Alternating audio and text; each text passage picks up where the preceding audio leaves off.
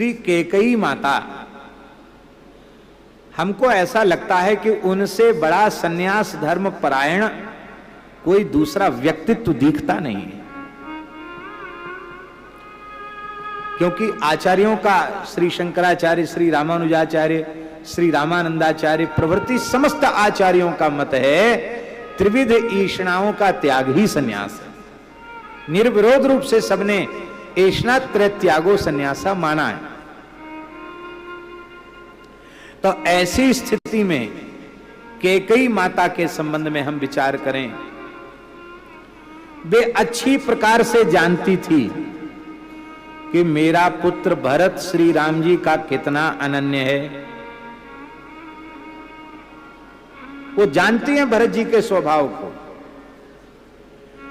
अरे ये विचार क्यों नहीं करते कि कैकेयी कोई सामान्य नहीं, प्रेम मूर्ति श्री भरतलाल जी की जन्मदात्री है। ऐसे संत को प्रकट करने वाली माता सामान्य हो सकती है क्या? इसलिए राम जी को कहना पड़ा वे जड़मती हैं जो कैकेयी को दोष देते हैं। रामचरित्र में कैकेयी की महिमा कम नहीं, सर्वोपरि महिमा है मध्यमांबा की। वो अच्छी प्रकार से जानती हैं कि इस कदम को उठाने का परिणाम यह होगा कि मेरा एकमात्र पुत्र भरत मेरे हाथ से निकल जाएगा, जीवन में कभी मुझको माता नहीं कहेगा। क्या कभी कोई मां ऐसा अपने मन में सोच सकती है कि मेरा एकमात्र पुत्र मुझसे अलग हो जाए और जीवन में कभी मुझसे मां न कहे?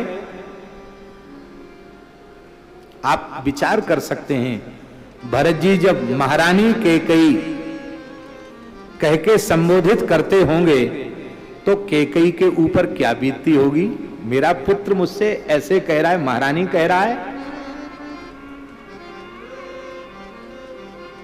क्या मां को यह अपेक्षा नहीं होती कि मेरा पुत्र मुझसे मां कह के बोले?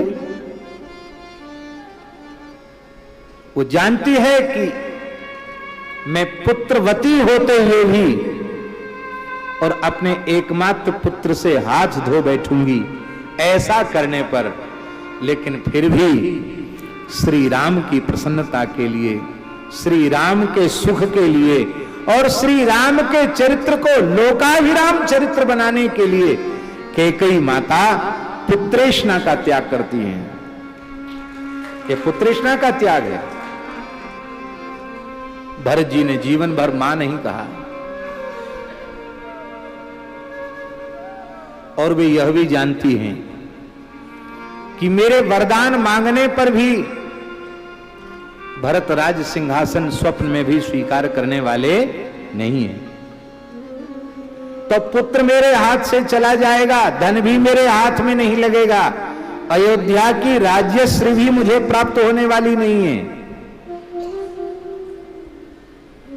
और ये भी वह जानती है कि महाराज दशरथ जी का देह नहीं रहेगा, ये भी वो जानती है। लेकिन धन्य है, कैसा अनुपम श्री राम प्रेम है, कैसा अनुपम श्री राम प्रेम है, कैसा हृदय होगा कैकेयी माता का। कैकेयी माता इस कदम को भी उठाती है। तो ये वित्तेष्णा का त्याग हुआ। वो जानती है इस रहस्य को कि धन मिलने वाला नहीं है, और यह भी जानती है कि राम जी का यश तो बहुत बढ़ेगा। 7 दीप 9 खंड 14 भुवनात्मक ब्रह्मांड में राम जी का यश छा जाएगा। लेकिन मेरी अपकीर्ति, जब तक सूर्य चंद्र हैं, जब तक धरातल है, तब तक मेरी अपकीर्ति, मेरी निंदा होती रहेगी। आप बोलो, आप लोग गृहस्थ लोग बैठे हैं, अपनी बेटी का नाम कौशल्या तो रखते हैं, कौशल्या बहुत मिल जाएंगी, सुमित्रा भी बहुत मिल जाएंगी, पर कोई अपनी बेटी का नाम कैकेयी रखता है?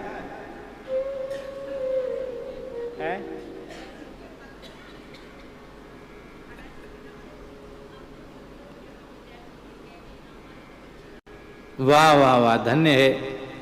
तो वे निश्चित ही बड़े उच्च कोटि के महानुभाव होंगे जो कैकेयी की महिमा समझते हैं। अन्यथा महाराज नहीं, सामान्य व्यक्ति कैकेयी नाम अपनी बेटी का रख नहीं सकता। रखता है कोई? न कैकेयी नाम रखे, न मंथरा नाम रखे। मंथरा नाम भी कोई नहीं रखता, कैकेयी नाम भी कोई नहीं रखता।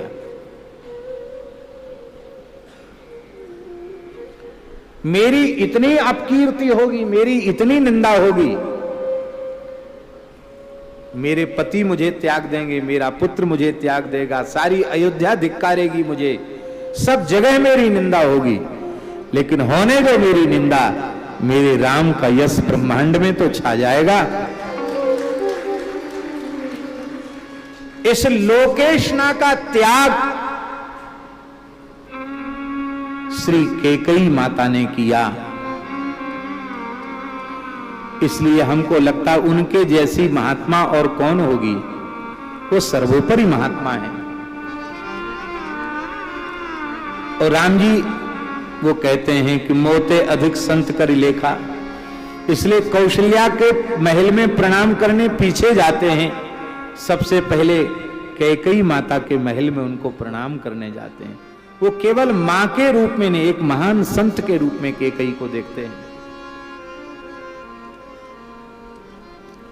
ये कर्म शक्ति जो है वो कैकेयी है। और इस प्रकार की जो कैकेयी जो सर्वथा ऐष्णात्रय शून्या है, वे ही परम विरक्त प्रेम मूर्ति भरत को प्रकट कर सकती है। वेद का ज्ञान शक्ति से संयोग होगा तो श्री राम तत्व का आविर्भाव होगा, और वेद का कर्म शक्ति से संयोग होगा तो भरत जैसे महान परम भागवत का जन्म होगा।